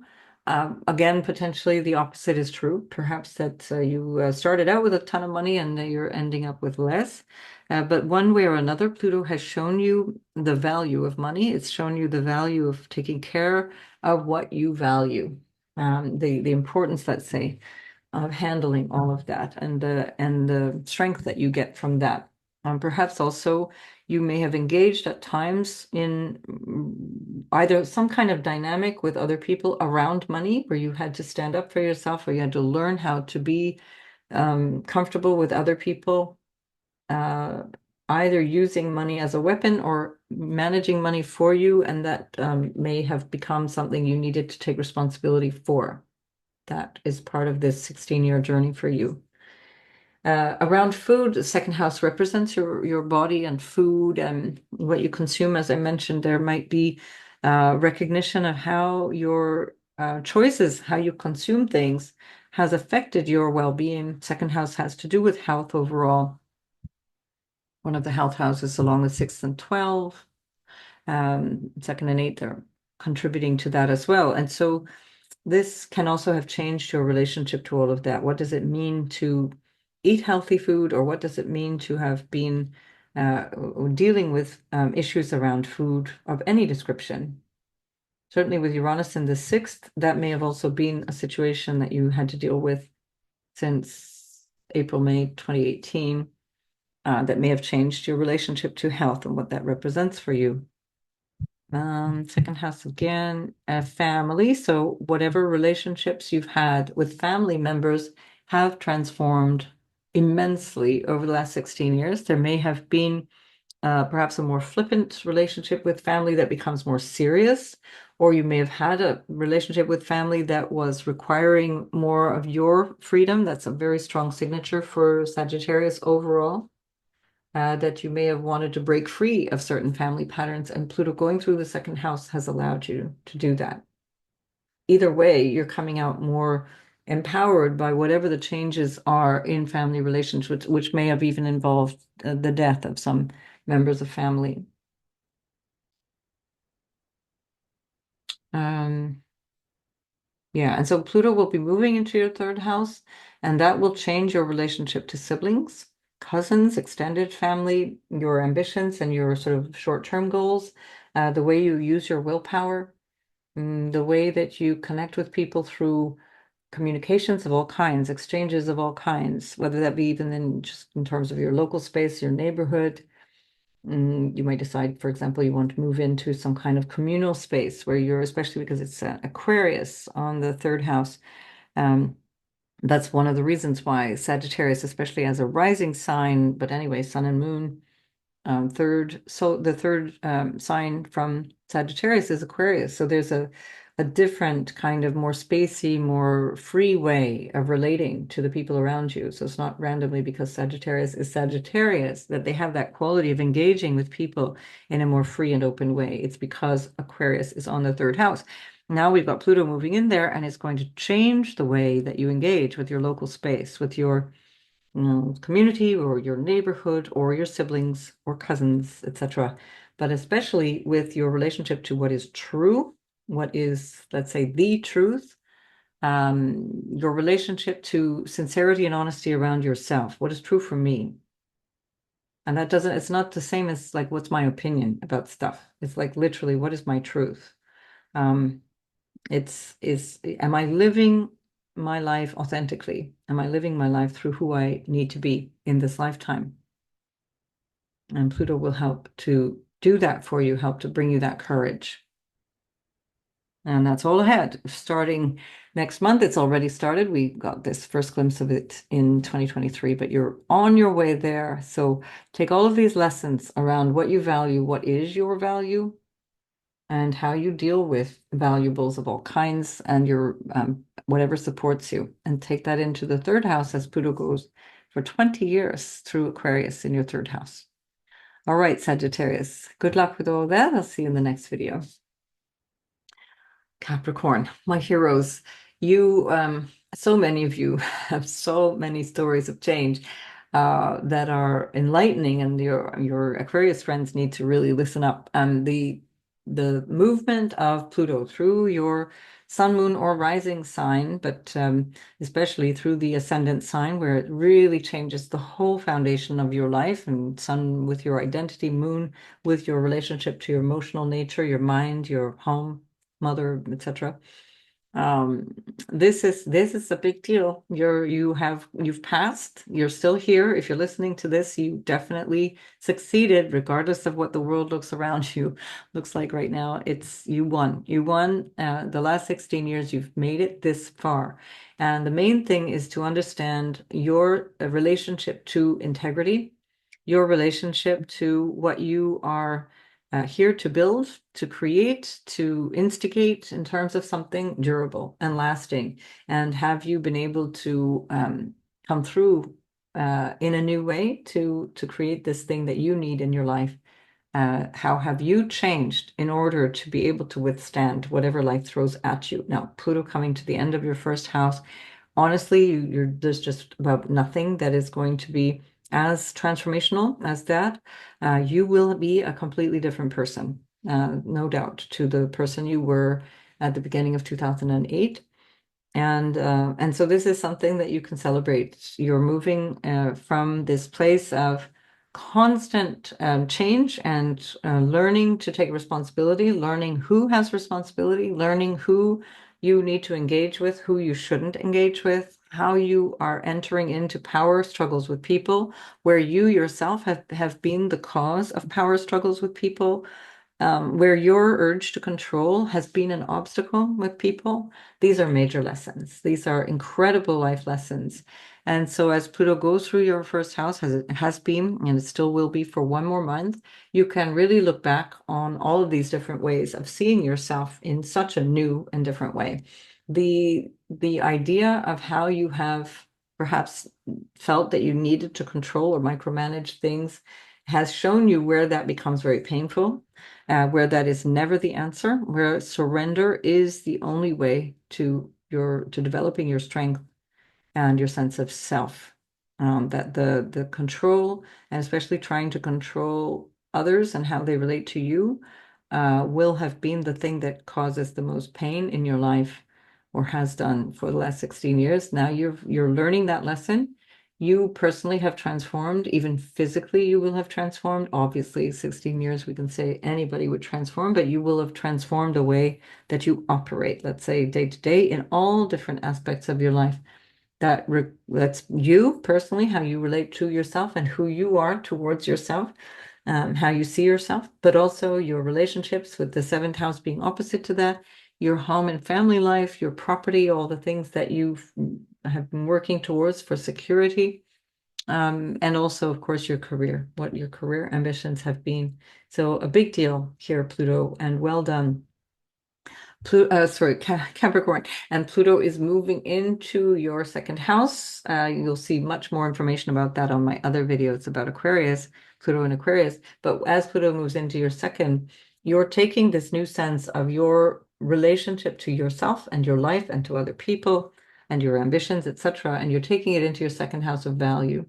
And that will reflect the way that you feel about all of that is going to be reflected in the second house as Pluto moves through there. That will change your relationship to family in general, to your sense of what is important or valuable to you, and most especially what is sustaining you money wise or in terms of your own self-worth.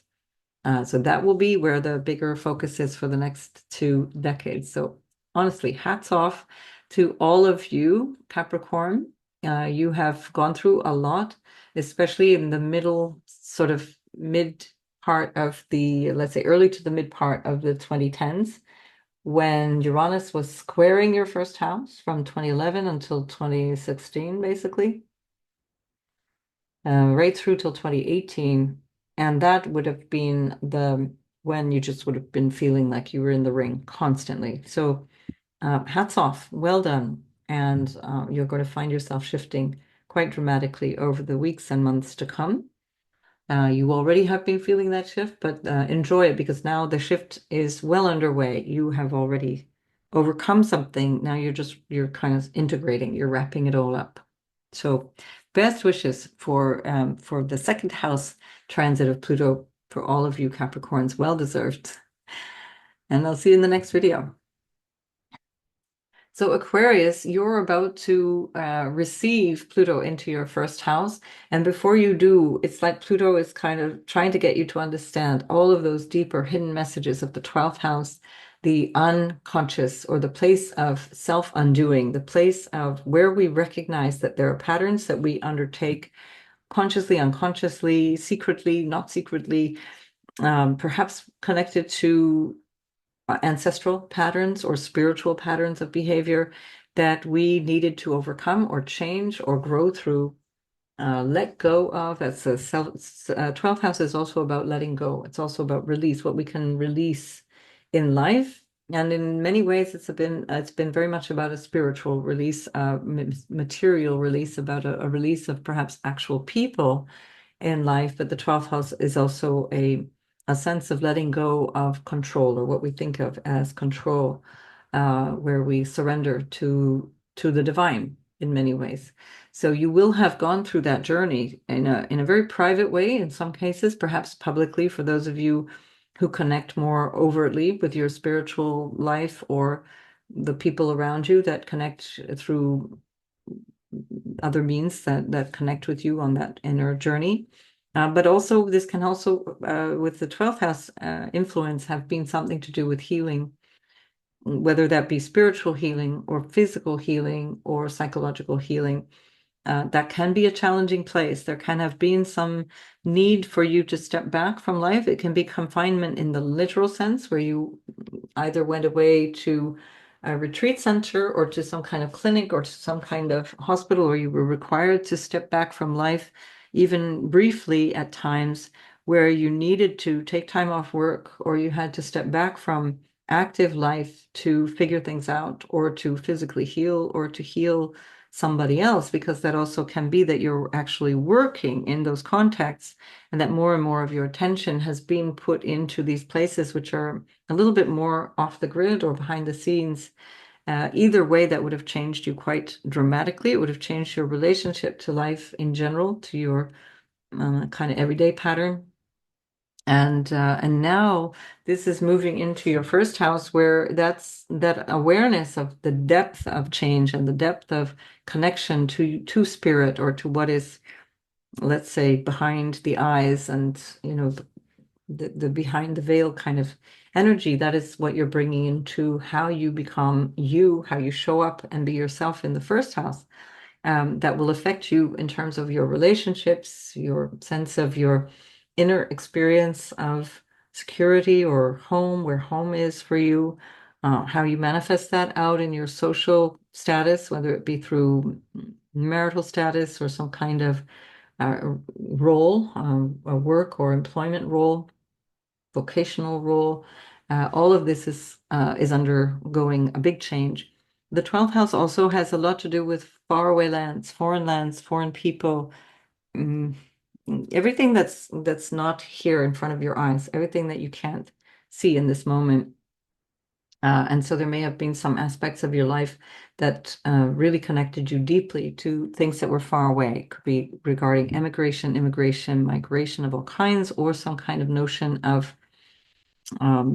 connecting with people from a distance, wanting to move abroad or wanting to visit places to learn more about yourself through being far away from home, or through being just simply in a log cabin in the middle of the woods, for example, going away from what is obvious to the rest of the world and the outer world, let's say.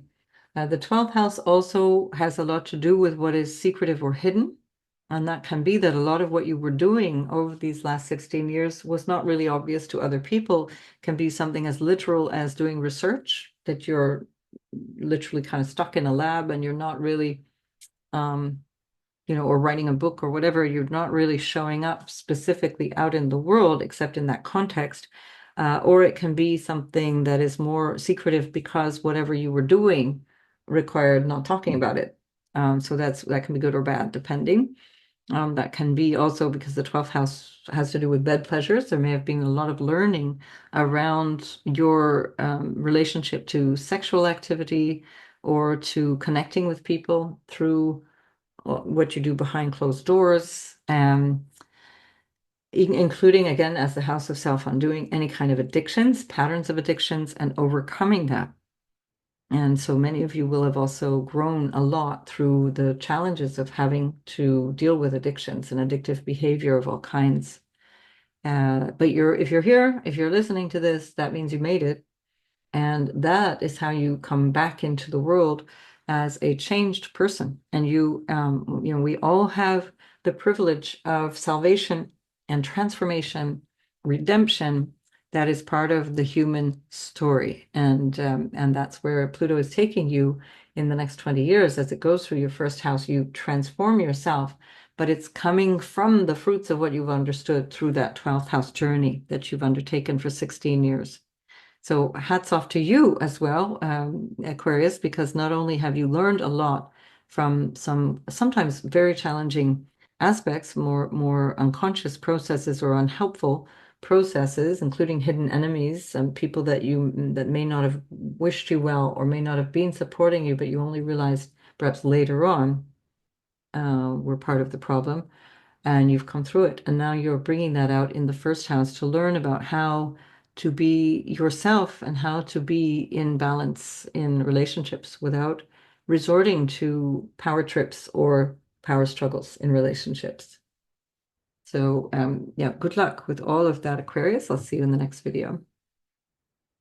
Pisces, Pluto has been in your 11th house. This is for sun, moon, and rising sign. Pluto has been in your 11th house of your future or your vision for the future, what you hope and dream for, as well as the house of gains and your house of friendships. That includes social circles, like the groups that you spend time with, that you share ideas around, like political groups or religious groups or social groups, like friendship groups or people that you hang out with to do a thing, a hobby or a sport or something like that. Lots and lots and lots of change around that. So for Pisces, there will have been a lot of change around friendships, a lot of change around what you thought was your life vision or dream, what you expected in, let's say, late 2007, beginning of 2008, what you thought was your vision for life has been completely blown out of the water. That did not happen, or the way that it happened was so radically different from what you had envisaged that it transformed you, and you had to keep kind of transforming yourself just to get there. So either that brought you an enormous amount of transformation in terms of how you show up socially, or you abandoned it and changed the dream itself, one or the other, or both perhaps in different ways. Nonetheless, with the House of Gains, Pluto has also shown you in the last 16 years how you can actually gain money from what you do, that the gains that you earn or the money that comes to you through what you do, or even randomly, can also transform your life. And that means that there may have been times when things were pretty thin on the ground and you were really struggling, and you found ways by transforming yourself of finding new methods of earning money based on perhaps also connections, networking, or the money that you learned how to deal with or how to earn through what you do in the world, how you show up in the world has brought you gains in some way. And that has given you confidence around those 11th house qualities, around who you connect with. You may not be bothered any longer, where before you were perhaps worried about how you fit in or not. Pluto, having gone through that 11th house, could not care less whether you fit in or not. You know who you are in the context of society, and you're happy with that place. And Pluto going through the 11th has shown you a lot, perhaps also again about this vision for your future, where you realize that so much needed to change that you realized it was not worth even clinging to a particular vision, but that you were happier by letting go of the vision. You're happier to release the dream or to allow the dream to be more fluid than it may have been initially, let's say 16 years ago. And you recognize that you are the stronger or the better for it because the Pluto going through the 11th has really shown you how you can be a source of inspiration through transformation in society, in the crowd, in your friendship groups, or in the context of some other kind of social group that you connect with. And Pluto also is moving into your 12th house, Pisces, which is the house of transformation itself through loss, usually through things that you're letting go, or through things that are not so easy to control because they come through what other people are doing, but not necessarily overtly, but also what you're doing, but not necessarily overtly as well. So it's the house of self-undoing. And Pluto will show you if there are any addictive behaviors or any patterns of behavior that are not good for you, not helpful. This will really show up in the next 20 years. You've already had a glimpse of this, but also it can show you where you have hidden enemies coming through people who want to control aspects of your life, but you weren't really aware of what was controlling you. And that again can include substances, way that the behavior patterns that you might have, things that have been controlling you or that you become aware are controlling you, but you didn't realize had such a deep impact. This will bring a potential for spiritual growth, which is enormous. Pluto going through the 12th house is a very spiritual journey. It's also perhaps going to connect you with spiritual ancestors or ancestors that were relatives at some point, and connecting you to something that feels much more deeply engaged with the spiritual or invisible, non-physical sides of life. Potentially also changing your life through going abroad, going at a distance, um, accumulating clients that come from far away, or business partners that are from far away, or working with a corporation that makes you move far away. In any of those contexts, you're having to go away from home. If that applies to you, again, it depends on your natal chart, but that's one way that this can show up, where there's an opportunity, but the opportunity comes from moving away. It comes from having to be at a distance, to be at a distance from what you feel familiar with.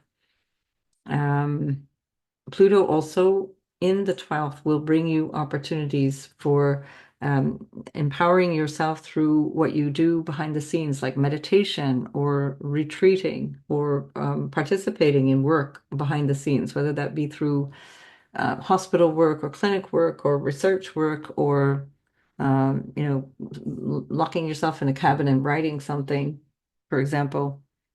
Um, what else? Again, through work that might come through foreigners or faraway places. But it's a depth of transformation that is not necessarily going to be very visible to other people, but it will be incredibly impactful for you because you're going to be experiencing that from the inside out. Um, Right. Yeah. And so I think that's pretty much it, Pisces. This is it's deeper work. You're used to doing that. It's definitely going to give you a depth of self-understanding.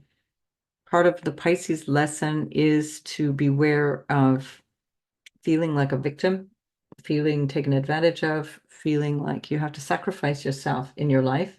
And with Pluto going through the 12th house, you will actually have a lot of support. It'll show you where like you've already cleared out your friendship groups, you've already cleared out the vision for your life that may not have been appropriate. Now you found a more appropriate one, or at least you're more fluid, let's say, about what you envisaged for your life. And then when Pluto goes through the 12th, you find the capacity also to let go of behavior or beliefs around yourself or actual people in your life that have been undermining you and making you feel vulnerable. So that's a really big part of the Pisces lesson in life. So, right, Pisces, that's it. Thanks for everybody if you've come this far, and especially for the Pisces who always wait till the end. Thank goodness for timestamps. Either way, I look forward to seeing you all in the next video. Thank you very much for your comments, your likes, and by subscribing to me, you will not only support me because I don't monetize this channel, but I do want more people to access it. And so that does help YouTube show it to other people. If it looks like people are interested, then that really helps YouTube decide that they want to put it forward. But I really do appreciate all your comments also from the human level, because I do really love to know what's going on with all of you. So thanks for being here, and I'll see you in the next video.